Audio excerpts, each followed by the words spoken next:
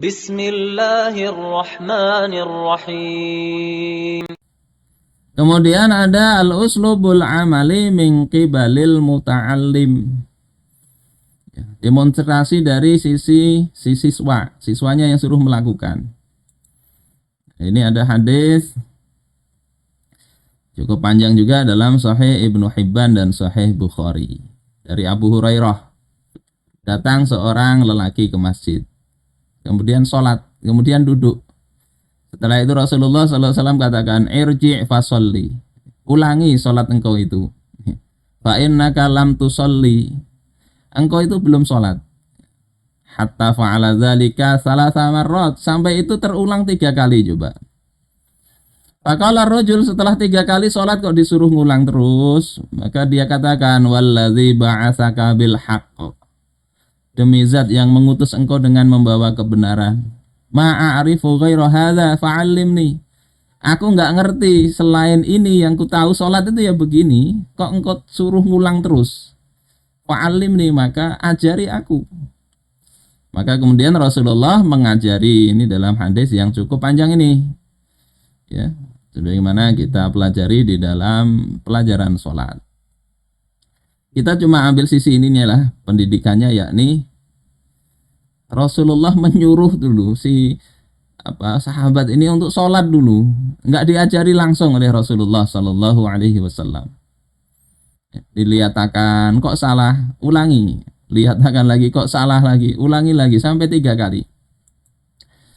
Nah, jadi timbul pertanyaan ini di kitab-kitab syarah hadis, yakni lima sakatan Nabi Sallallahu Alaihi Wasallam an ta'limihi awalan. Kenapa Rasulullah itu tidak mengajari sejak awal? Kok disuruh salah? Jaganya setelah salah pertama kan dibenerin dulu. Kok sampai 3 kali? Maka para ulama ya menjelaskan, diantaranya ini perkataan Al-Qari, juga bisa dilihat di Syarah An-Nawawi, bahwasanya kenapa disuruh tadi 3 kali, itu adalah di sini liihtimalihi ayyakuna fa'alahu nasiyan. Bisa jadi si sahabat tadi itu melakukan kesalahan karena lupa, au ghafilan, karena lalai. Jadi sholat sembarangan, keliru, bukannya nggak ngerti tapi karena lupa atau lalai. Fayatadzakara fayaf'aluhu min ghairi ta'lim, sehingga disuruh ngulangi kalau ingat, sehingga nggak perlu lagi dijelasin. Ini pertama alasannya kenapa Rasulullah tidak langsung mengajari. Kemudian ditegaskan falaisa mimba bit takriri alal khata'. Ini bukan bicara tentang Rasulullah membiarkan kesalahan atau menyetujui kesalahan itu dibiarkan berulang-ulang, bukan seperti itu maksudnya. Bal mimba bitahaqquqil khata', tetapi dari ini pembicaraannya mengenai bab memverifikasi kesalahan.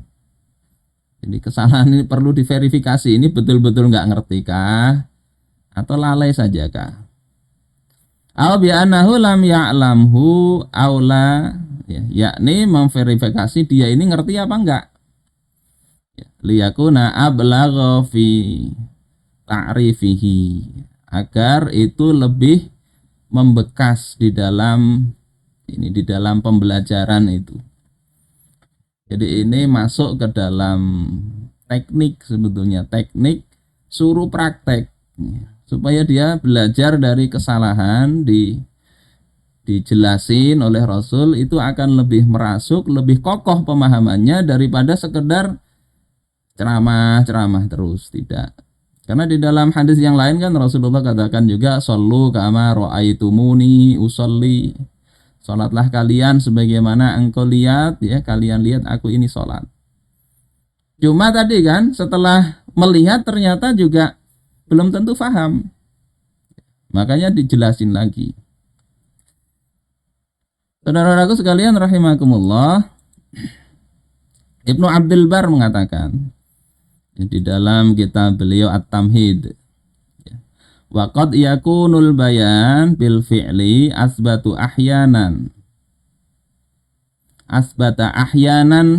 fima fihi amalun minal qaul.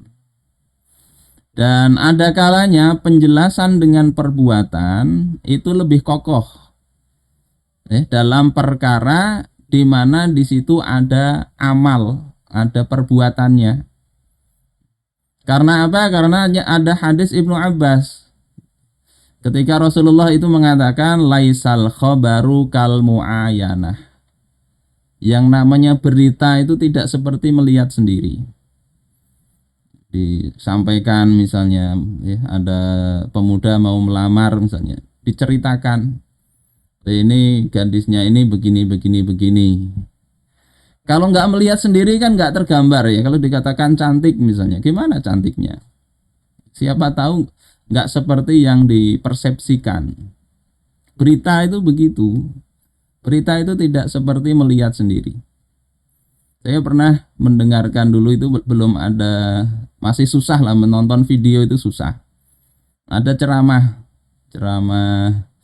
Ustadz yang kita dengarkan itu semangat sekali. Tidak melihat videonya, tetapi ketika kita lihat videonya kok rasanya kurang. Karena apa? Suaranya itu semangat tapi mimik mukanya itu tertawa. Jadi nggak serius, walaupun intonasinya itu semangat sekali. Jadi sekedar pendengaran dengan melihat ini beda rasanya. Makanya kalau di bubuan netizen itu kan melihat fotonya mana. Jadi berita itu cari fotonya, ada nggak fotonya? No picture hoax. Kalau nggak ada fotonya katanya itu indikasi hoax. Ya padahal nggak mesti juga begitu ya. Ini pentingnya belajar itu juga kadang perlu visualisasi. Nah, alasannya apa di sini? Innallaha azza wa jalla akhbara Musa bima sana'a qaumuhu fil ijl. Allah itu telah memberitahu kepada Musa tentang apa yang dilakukan kaumnya terhadap anak sapi. Yakni kaumnya ini menyembah anak sapi. Falam yulqil alwah. Ketika diberitahu itu beliau Musa itu tidak melemparkan tadi lembaran-lembaran Taurat. Ya. Falama ayana ma sona'u, ketika Musa itu melihat sendiri dengan mata kepala sendiri apa yang diperbuat oleh kaumnya, alqal alwaha fangkasarot. Maka Musa ini sampai melemparkan lembaran Taurat itu saking marahnya. Di dalam surah Al-A'raf ayat 150 ya. Jadi membawa lembaran Taurat atau lempengan ya, kemudian dilempar sampai pecah. Kemudian tidak cukup itu, tangan kanannya megang rambutnya Harun, tangan kirinya megang jenggotnya Harun, ditariknya. Marahnya beliau itu. Padahal sudah diberitahu awalnya, tapi tidak semarah ketika melihat sendiri. Ini artinya apa? Bahwasanya yang namanya pembelajaran itu dengan praktek, dengan demonstrasi itu bisa lebih membekas, lebih kokoh. Dan Rasulullah Shallallahu Alaihi Wasallam dan para sahabat banyak mencontohkan itu.